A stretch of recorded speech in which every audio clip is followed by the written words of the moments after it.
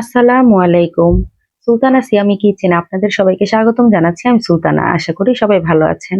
নিয়ে এসেছি আপনাদের জন্য ইউনিক স্টাইল একটি আলু ভর্তা রেসিপি নিয়ে। খুবই সহজ একটি রেসিপি। কথা না বাড়িয়ে চলুন রেসিপিতে চলে যাই। প্রথমে আমি আলুগুলোকে হাফ সিদ্ধ করে নিয়েছি। এখানে প্রায় 60% মতো আমি সিদ্ধ করে নিয়েছি। বাকিটা আমি কিভাবে করব তা আপনিও রেসিপিটি দেখলেই বুঝতে পারবেন। আলু ভর্তার জন্য আমি নিয়ে নিয়েছি পেঁয়াজ কুচি, আর নিয়েছি শুকনো মরিচ আর কাঁচামরিচ, আর নিয়েছি কিছু ধনেপাতা কুচি করে। এখন আমি এই সব উপকরণ তেলে ভাজবো। এজন্য সরিষার তেল দিয়ে নিলাম প্যানে। এখানে আপনি একটু বেশি পরিমাণে সরিষার তেল দিয়ে নিবেন যাতে সবকিছু একটা তেলে একবারে ভাজা যায়। প্রথমে আমি পেঁয়াজগুলিকে সুন্দরভাবে দিয়ে দিলাম। পেঁয়াজগুলিকে দেওয়ার পরে যখন সুন্দরভাবে একটু সেদ্ধ করে যাতে যখন হয়ে যায় তখন আপনি এর সাথে অ্যাড করে দিবেন শুকনো মরিচ আর কাঁচামরিচ।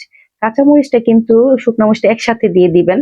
তাহলে হবে কি শুকনো মরিচটা আর কাঁচামরিচটা একসাথে সুন্দর ভাজা হয়ে যাবে। আর শুকনো মরিচ কিন্তু সাথে সাথে দিয়ে একবার গরম তেলে দিলে হয় কি উপর দিয়ে পড়ে যায়, নিচ থেকে মানে ভিতর থেকে এটা কাঁচা থাকে বিচিগুলি, এভাবে দিবেন। এই জন্য পেঁয়াজটা যখন আধা সিদ্ধ হবে তখন এর মধ্যেই আস্ত কাঁচামরিচ না দিয়ে ভেঙে দিবেন আর দিয়ে দিবেন শুকনো মরিচটা। এইটা হয় কি শুকনো মরিচ আর কাঁচামরিচ দিয়ে দিলে কিন্তু এই যে আলু ভর্তাটা এর ফ্লেভার কিন্তু দারুণ হয়। এখন এগুলি সুন্দর করে একবার বেরেস্তার মতো করে ভেজে তুলে নেব।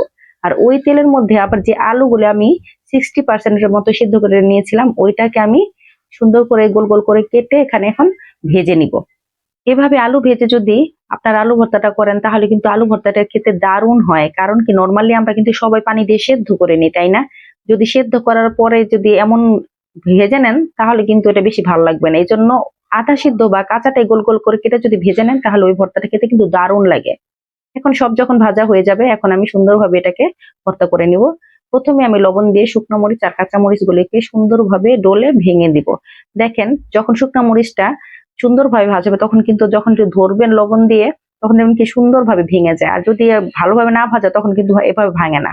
আর এইভাবে করে যদি শুকনো মরিচটা প্রথমে যদি ভালোভাবে টালা হয় তখন হয় কি খেতে গেলে দাঁতের নিচে যখন পড়ে তখন এটা খুবই সুঘ্রাণ হয়, খেতে কিন্তু অনেক ভালো লাগে।